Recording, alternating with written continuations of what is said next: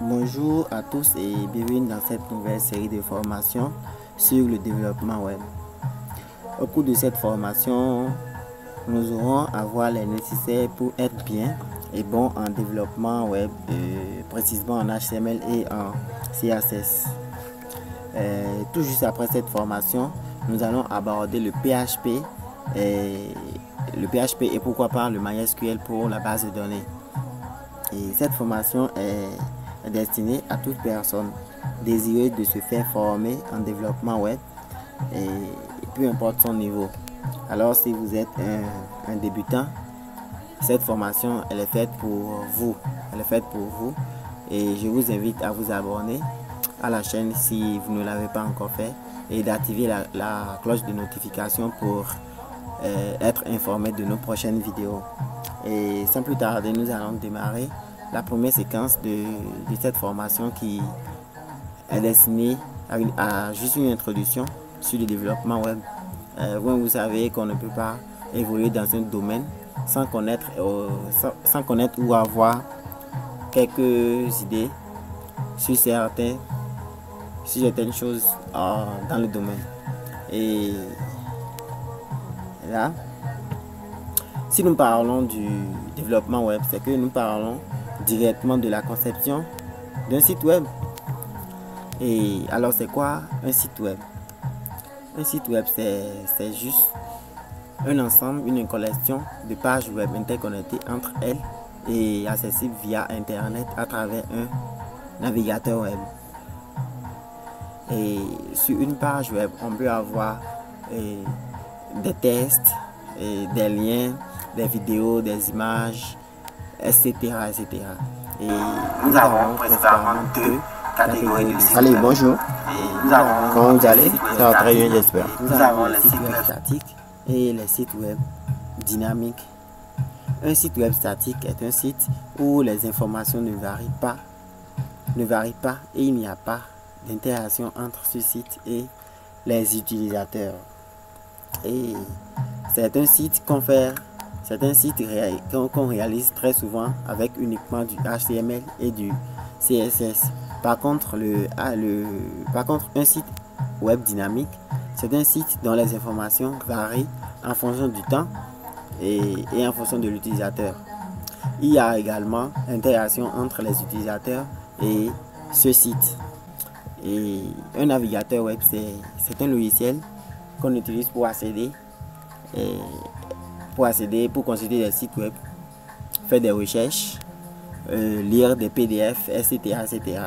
Et il en existe beaucoup, mais les plus utilisés sont le Google Chrome, le Mozilla Firefox, Safari et Microsoft Edge, etc. Un éditeur de test, c'est un logiciel qui nous permet d'écrire du code, peu importe le langage qu'on fait utiliser. Et pour faire du HTML et du CSS, nous aurons forcément besoin d'un éditeur de test.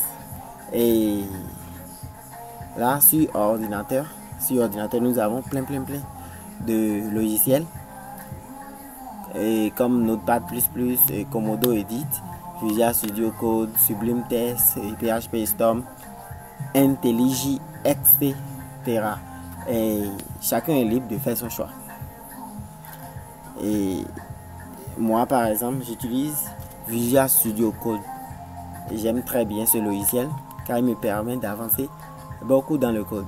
Et je vous le recommande même, vous pouvez l'installer. Et d'ailleurs c'est ça que je vais utiliser, je vais utiliser pour la formation. Et je le répète encore, chacun est libre de faire son choix. Sur téléphone, je n'ai pas assez de connaissances sur des applications de développement, mais la seule que je connais et qui est très bien même, c'est Sublime Text Editor. Alors vous pouvez l'installer tranquillement et coder. Maintenant, qui peut faire du développement web? Parfois on a envie de créer un site web, mais on se demande si c'est vraiment notre truc. Alors tout le monde peut faire du développement web.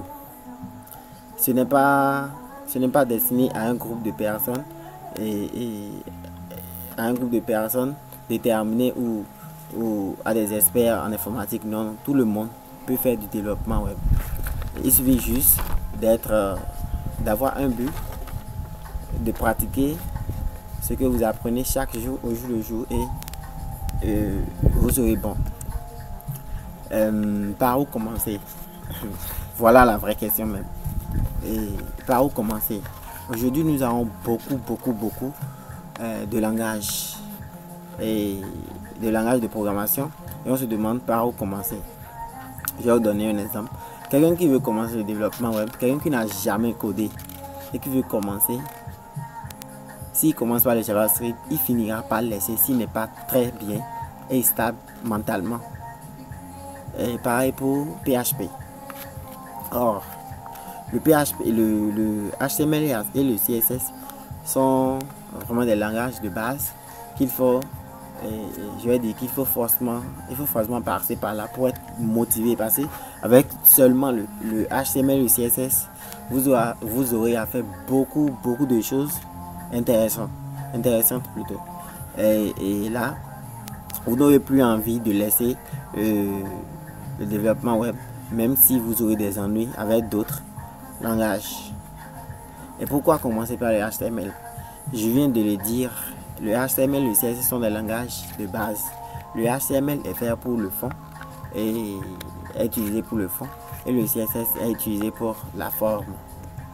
Et à quoi sert le HTML et le CSS? Le HTML qui est l'hypertext markup language, il permet de gérer et d'organiser le contenu. C'est là où nous avons dit au navigateur que telle chose est mon titre, ceci est mon menu, etc. Maintenant, le CSS est également une feuille de style. C'est également une feuille de style. Ça nous permet de styliser nos pages.